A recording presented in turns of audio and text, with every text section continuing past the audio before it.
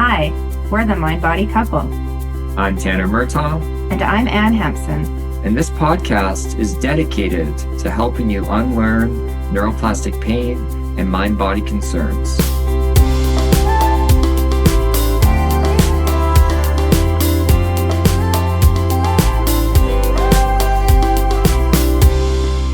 Hi everyone, welcome back to our podcast. Welcome back. It is cold here. Yeah, so if anybody is with us in Calgary, or even I think it's cold spell everywhere, it is it was minus 35 this morning. And with the windshield, it's like minus 40. Oh yeah, it's crazy cold. I think a lot of people are hibernating in their homes. Yeah, this morning I went and started my car, and just out of curiosity, I was wondering how long could I stand outside before this becomes a little bit painful. Not highly recommended, not recommending this to people, but after about 3 minutes. 3 minutes? That seems like you're out there for kind of a long time. Yeah, it's cold. And even our dog, Darla, who's like a German Shepherd cross, designed for cold weather. Yeah, she's starting after a few minutes picking up her feet. She's like, no. Yeah, this is terrible. Yeah, it's funny though. Every time I go outside, I think of that cold plunge that you talk about, or that cold effect of impacting the nervous system. So I'm like, maybe I'm doing it. Yeah, it's a little forced. But yeah. I'd rather not be. But. Everyone in Calgary is toning their vagus nerve. Yeah. Just not by choice. That's right. Yay. Okay.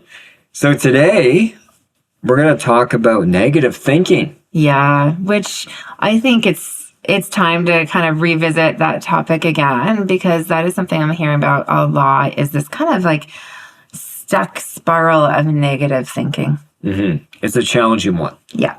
So our topic for today is how to reduce our negative thinking patterns to eliminate our chronic pain and symptoms. Yeah. Which I think is a bold statement. Yes, it is a bold statement, but I think it's a confident statement because, there can be a direct connection with negative thinking and symptoms. Mm-hmm.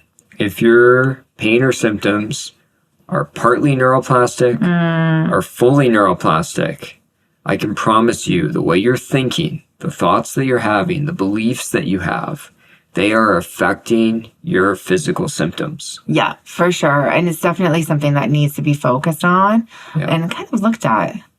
And this is known. I'm not saying, these statements with no research backing. Yes. I rarely do and try my best not to.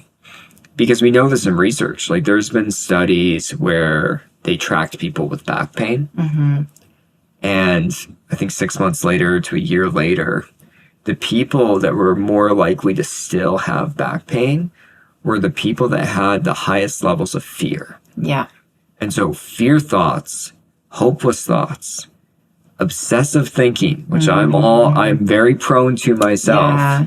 You know this. Yes. They have a direct correlation on our chronic pain and symptoms. Yes. And that negative kind of slant to thinking is in that category as well. Yeah. Even that like critical self-talk, even if it's kind of negative thoughts connected to other topics outside of pain, it's just that critical mind. Mm-hmm. Because what happens is your mind and your body, your mind and your nervous system, they're linked. Yes. They're interlinked. And so the more we get lost in negative thinking patterns, the further dysregulated our nervous system becomes. Yeah, and that's a great way of looking at it. It's negative thinking patterns equals dysregulation. And so that's why we want to target those patterns. Yeah. And then the limbic circuits in your brain. Very smart, Tanner. Very fancy terms here. Really, people can think of these as the danger circuits in your brain. Yep. Those get lit up. The more you're having this negative thinking and the longer it's going on, the more it perpetuates it. And those danger circuits are very associated with what they believe to be the cause of neuroplastic pain and symptoms. Yes. And so the more those are really fired up and oversensitized, the worse our chronic pain and symptoms are going to become. Yeah. And a conversation I always end up having with people is, okay, why do I have this chronic and negative thinking, and how does it connect to my pain? So it's like negative thinking breeds more negative thinking, breeds more symptoms. Yeah. And, you know, at our clinic, what I talk about it as is the sensitization cycle. So sensitization, what I mean by this is when our nervous system becomes dysregulated, Yes. it becomes sensitized. So all of a sudden, people with a dysregulated nervous system are much more likely to develop chronic pain and symptoms. And so we talk about the sensitization cycle. Your negative thinking is about this. So if you have chronic pain or symptoms, Yes. and then you develop fear thoughts, despair thoughts, self-critical thoughts, obsessive thinking about your chronic pain or symptoms, your nervous system then becomes further dysregulated. And as a result, the brain triggers more pain or symptoms. It's complicated because I think it's valid why someone might develop fear thoughts, despair thoughts, obsessive thoughts about their symptoms. Yes. And there's two different categories for people here. Some people, when they develop chronic pain and symptoms, they weren't that prone to negative thinking before. But because it just gets caught, they get caught on it. Yes. And as a result, it just spirals. But I think the majority of people that I see had these negative thinking patterns since childhood Yeah. or early adulthood, myself included. And at some point, the nervous system became sensitized enough that you started to experience pain and symptoms. And then it just takes off like wildfire. Totally. So the stage is kind of set. Yeah. Now, we're making it sound a little bit fearful and scary right now. Yeah. I'm realizing we're talking intensely about the sensitization cycle. Yeah. And what this takes place, but it's not hopeless. I wanted for people to be clear about this. I am one of the most obsessive people I know. It's true. I think he is like the most obsessive people I know. So when, you know, people tell me, like, I don't think I can change my thinking, it's not possible. And it's not to say I don't get caught still, but compared to 10 years ago, it is night and day. That's true. And it started with understanding that you have this obsessive cycle. Yes. And fear thoughts, despair thoughts. I have the whole package. I don't discriminate against one type of negative thinking. I'm all over the place. Yes. But I'm giving a message of hope here that you can change it. I've done it. And you can find a path forward. And that's what we're going to talk about today. Well, and I think like at that, if it feels like you're at the beginning of that journey, it can feel very overwhelming of like, okay, well, where do I start? It's a lot of work. Like, and so what is your answer to that, Tanner? My answer is that it is a lot of work. I don't want to lie about that because one of the hardest things I work with is thoughts. Yeah. Here's the issue is sensations can be very scary, don't get me wrong, especially if we've experienced like great trauma or adversity in our life. But the thing about sensations is they move relatively slow compared to thoughts. And we're going to talk about this as we go, but thoughts are very fast and they're very tricky. And so for myself, I can get obsessed about things and be spiraling into that an hour later only to realize, whoa, what's going on? Right. And so that's the pattern that we're trying to break. But we're trying to get people to enter this symptom safety cycle where basically you start to develop more, not positive, but more balanced thoughts. You have less fear thoughts. You feel more calm, connected, hopeful. You're thinking in this way.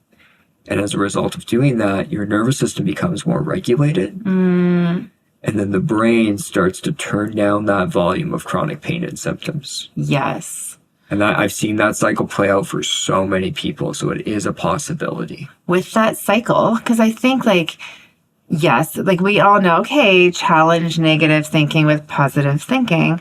Sometimes we can just get caught in our head of just kind of thinking about our thinking. So is there another way of doing that? That's not necessarily about reframing. Reframing is good, but that's a piece of it. Yeah. And so today we're going to talk about a skill we've talked about in the past that's going to be very helpful for this. Yes. But before we dive into that, I don't want to spend too much time on this because we've discussed this on the podcast before.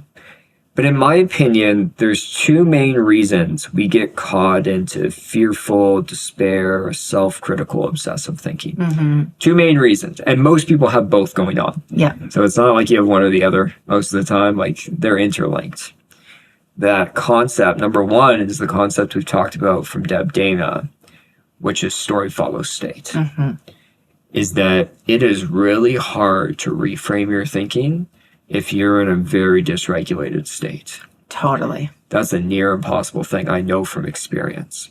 And story follows state is the idea that the dysregulation in your body is triggering the negative thinking that you're having in your head.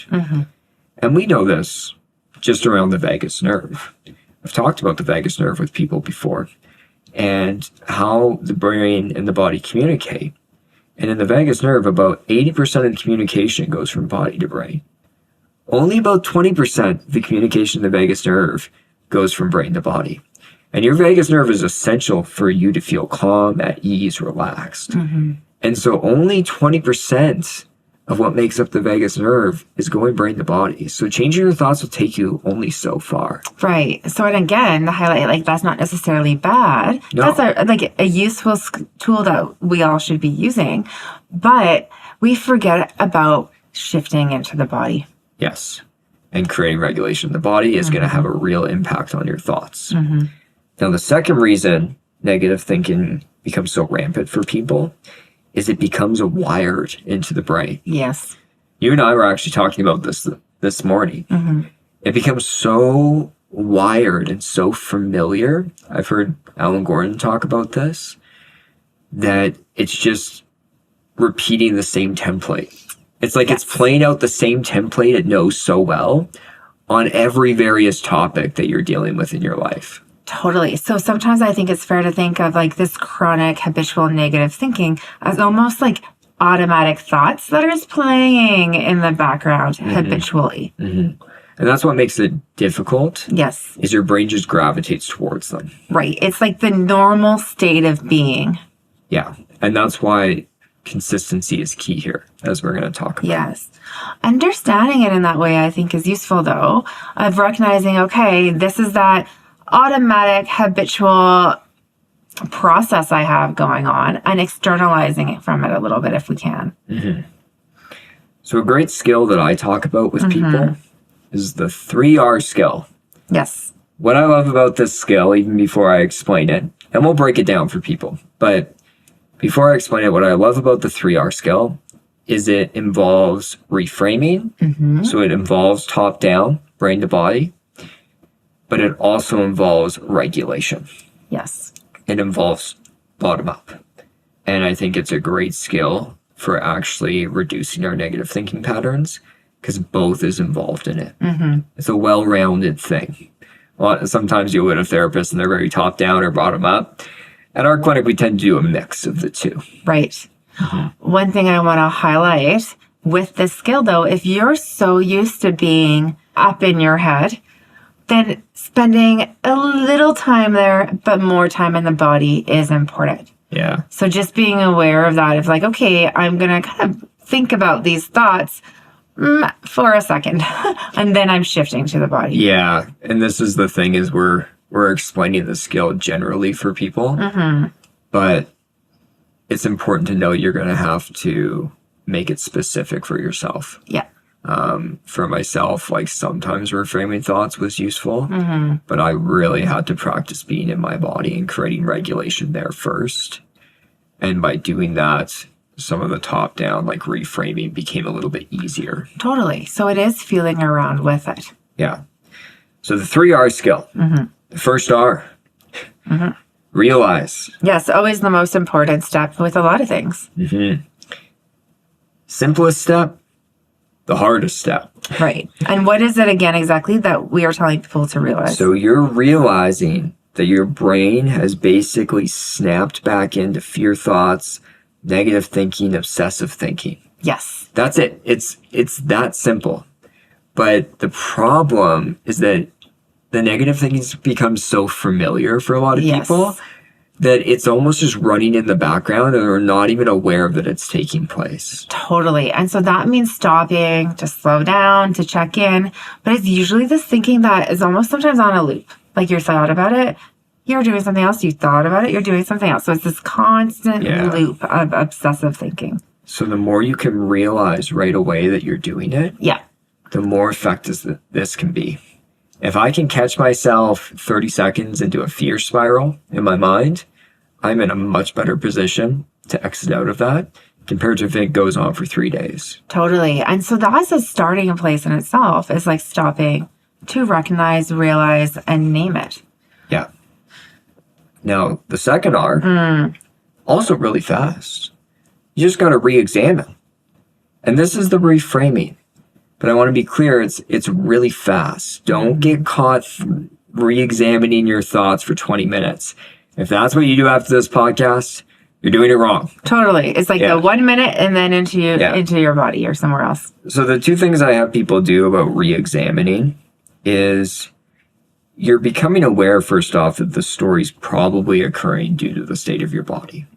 That's important. It takes one moment to tell yourself that. But it's important because it kind of detaches us from the story being so truthful that it's more a result of the state of our nervous system. But as you re-examine, it's important to ask, is this true? Or is this helpful? Yes. Not simple. And something could be true, but not helpful. So it doesn't need to be both of those for you to do this strategy. Yes. I can tell people, without a doubt, thinking about your chronic pain or symptoms in this negative way is never helpful. Right. And most of the time it's not true. Yes. But with any situation in our life, this is often not the case. Like 95% of the stuff I think about, it's not even close to true. No. And if we aren't sure if we believe that it's not true or not, that doesn't always matter. Jump to, is it helpful? Yes. So realize and re-examine the first two steps of this 3R process should take you 30 seconds to do. Yes. Really fast. Little tip for the re-examine. Sometimes our thoughts get so jumbly that it's hard to do. Write it down. Okay. Write down a sentence or two. It really can help it sink in a bit, or talk it out loud. Yeah. Because otherwise we're lost in these really fast thoughts and we're almost battling a little too intensely. Now the third R, my favorite step. Good. My favorite and. This is an important step. Restore. Yeah. I like that word. Yeah. Restore. It is a nice word. It feels nice. Comforting when we talk about this. Feels nice to say. If you're listening to this right now, just practice saying we restore. all want to restore our minds and bodies. Yeah, it's a great word. It's a hopeful word. Anyways. What you're doing here is you're restoring safety to your nervous system. And sorry, go ahead. I was just going to say, how are ways that we can do that? There's 3 ways you can restore. And you might do a mix. Yeah. So again, I'm just explaining this generally. You'll have to play around. But cognitively, behaviorally, somatically. All 3 of these ways you can restore and create safety. So cognitively, this is more this top down, right? Like you're reframing. You're giving a message of safety. This is not toxic positivity. If you're toxically positive, lying to yourself, it's never going to work. Your brain knows when you're lying to yourself. When I say messages of safety about your situation, I'm just giving an example of making it more balanced. Yeah. That's it. It's just a more balanced thought. So instead of thinking, I'm in this pain flare, it's definitely going to last for 4 more weeks. It's probably thinking, I'm in this pain flare, but I've had pain flares before, and I'm getting better at responding to them, and it's temporary, and it'll probably come back down. So again, I'm giving a random example, but often that's not a lie. It's just a message of safety that's more balanced. So that's the cognitive. And again, don't get caught in your mind for 20 minutes. Yeah, that should be really quick, that part. It should be really fast, but you might have to do it repetitively. That's the secret. If you do this once a day, it's not going to be enough. I can speak from experience. If you do this once a day, it's not going to be enough to change that negative thinking pattern. It needs to be very consistent. Yeah. Anne's favorite word, consistency. Yes. See, it always comes up. It always comes up. Yeah, it's important. Okay, the second way you can restore is behaviorally. Yes. And I think there's a lot of ways you can do that. So it's figuring out kind of what resonates for you and maybe what works in that situation as well. Yeah. So behaviorally, and sometimes this mixes into somatically a little bit. Yeah. The lines are a bit blurry, and that's okay. But for myself, like if I'm lost in my thoughts, sometimes engaging in a behavior can be really helpful. Mm-hmm. So I'll play like tug of war with our puppy Darla. Yes. And I'm moving my body, like I'm excited, like she's excited, like I've shifted to a behavior. Yes. Instead of staying in my mind. And something that's key with this is we want to take a mindful approach. So you've talked about shifting to a behavior. So that means kind of focus on what you're doing, trying to be present outside, not engaging in those thoughts. Yeah. Right? And one thing I want to mention here is some people can say, oh, well, you're just distracting. This is where a little bit of distracting isn't a bad thing. Yeah.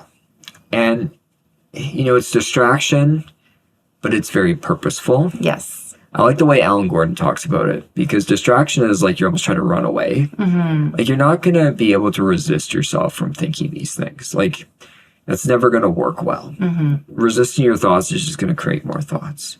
What we're doing is we're shifting. Mm-hmm. And we're shifting towards something. Yes. So where I see people get wrong using distraction is they're using it as this like avoidance thing. Mm-hmm. Where, behaviorally, like you're shifting to that behavior that brings about calmness or safety or enjoyment. Yeah. So it's recognize, notice, and then shift. Yes. And so the last way is somatically. Yes. And of course, we both love this way because we're trying to get people out of their heads. Yes. And when you shift somatically, you kind of have two options. You can shift to something that feels pleasant or neutral. Mm-hmm. Always a great thing. And you can even create a sensation like rubbing your legs or rubbing your hands together. Yeah. All that can be really helpful. Or you could shift to the dysregulation and do some somatic work on the dysregulation. Totally. So that's an idea. Like if you're practicing somatic tracking, where you would bring that in and then kind of track somatically that dysregulation in your body. Sometimes I talk with people about shifting to just a sensation of breathing and stepping out of the head into the body. Yeah. Yeah. Yeah. Breathing can be enough. Yeah. Because you're just shifting to something somatically that feels good or feels calm. Yeah. And so that is creating safety right there and then not engaging. Yeah. So that's the 3R skill. Yeah. Realize, re-examine, restore. Yeah. And it is really simple, but it's very hard to do. And maybe that's where that work component comes into play. Mm-hmm. But it's important to try not to do this with pressure and bring in an element of compassion. Yes. So that's our podcast on thoughts. Yeah. Thank you, everyone, for listening. And we will talk to you all next week. Talk to you next week. Thanks for listening. If you want to book in a session with one of our therapists, you can go to our website at painpsychotherapy.ca. You can also follow us on Instagram at Pain Psychotherapy, where me and Anne are posting content daily and are there to respond to your comments. Also, check out our YouTube channel, which is named Tanner Murtagh, MSW, RSW.